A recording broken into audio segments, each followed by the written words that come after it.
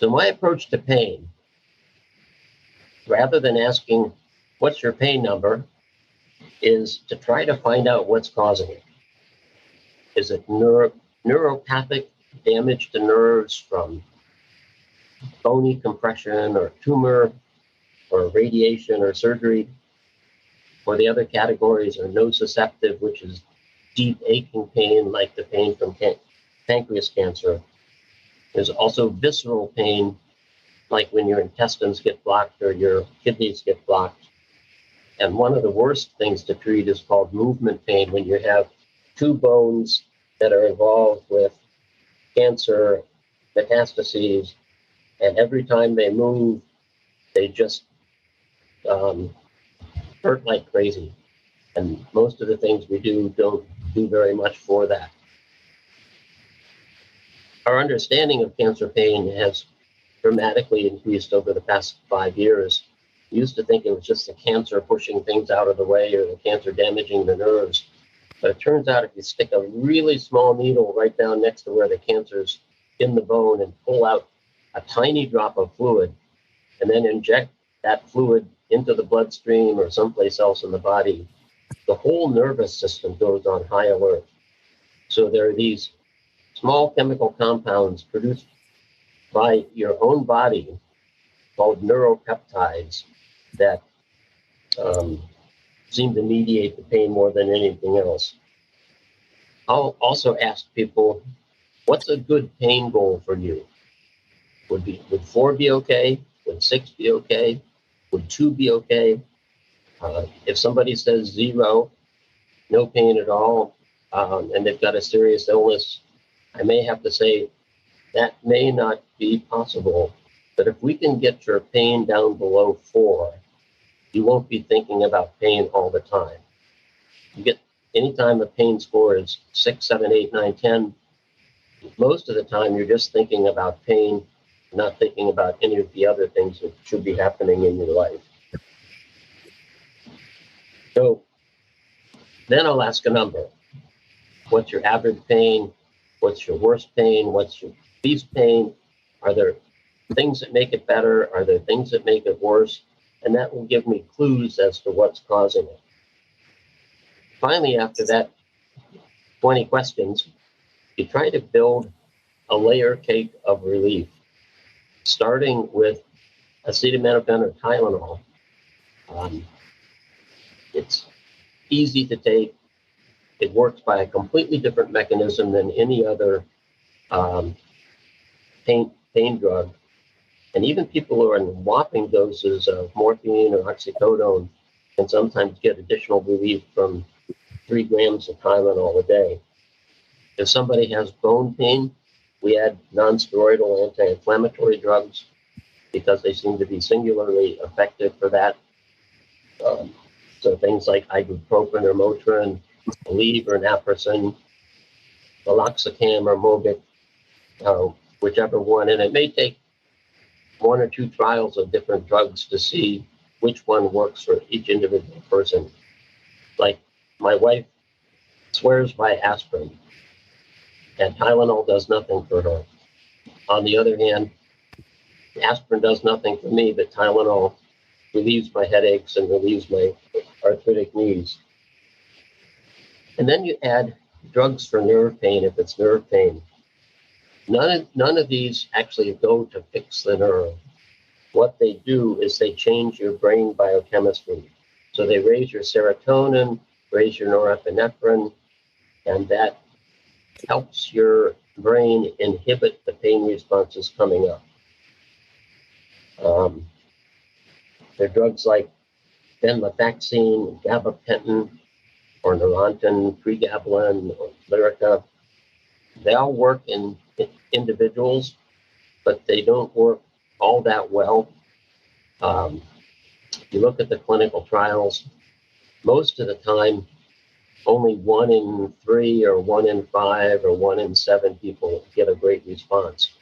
So you have to find somebody who can work with you to try it. Do a 3-week trial of one drug. If that doesn't work, either add another drug or switch to a different drug. And then opioids. opioids actually work. They work quite well. I, of course, am personally responsible for the opioid crisis in the United States because I prescribed so much. Everybody knew what was going on. It's just greed, greed, greed, greed, greed. It's swung the opposite direction. So it's almost impossible sometimes to get the right doses of opioids for people. Pharmacies don't want to carry it.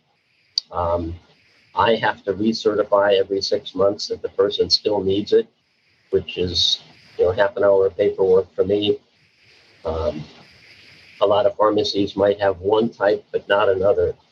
So I'm often spending 45 minutes on the phone calling around to pharmacies, asking them if they have fentanyl patches. Do you have oxycodone 40 milligram tablets? And technically, they're not supposed to tell me, because I could be somebody who's going to come by and rob them, but most of the time they're pretty reasonable. Opioids do work for nerve pain too. One of the fallacies I was taught in medical school and residency and even oncology fellowship was opioids don't work for nerve pain, like shingles pain or back pain where the nerves are compressed or surgical damage to a nerve. They don't work great, but they do work. And they work especially good in combination with drugs like nortriptyline and gabapentin.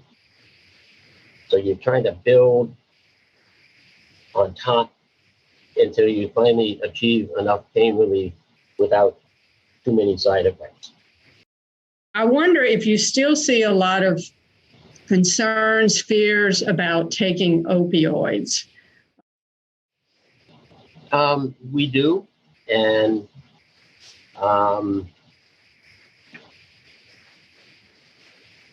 I often ask, well, what's been your experience with opioids? Baltimore has had historically one of the highest drug use problems in the country.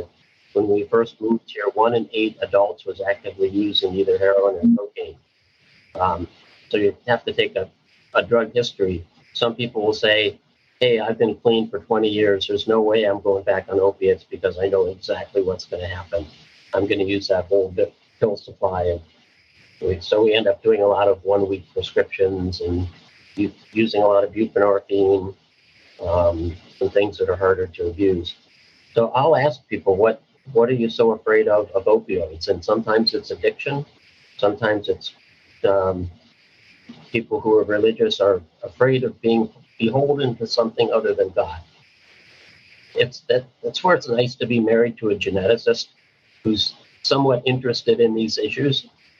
She says, and I think the literature supports it, if you make it to 40 without being addicted to something, tobacco, alcohol, drugs, the chance of you getting addicted to normal painkillers is somewhere less than 1 in 1,000. I mean, your body might get tolerant, but you've already shown that you're not an addicted personality.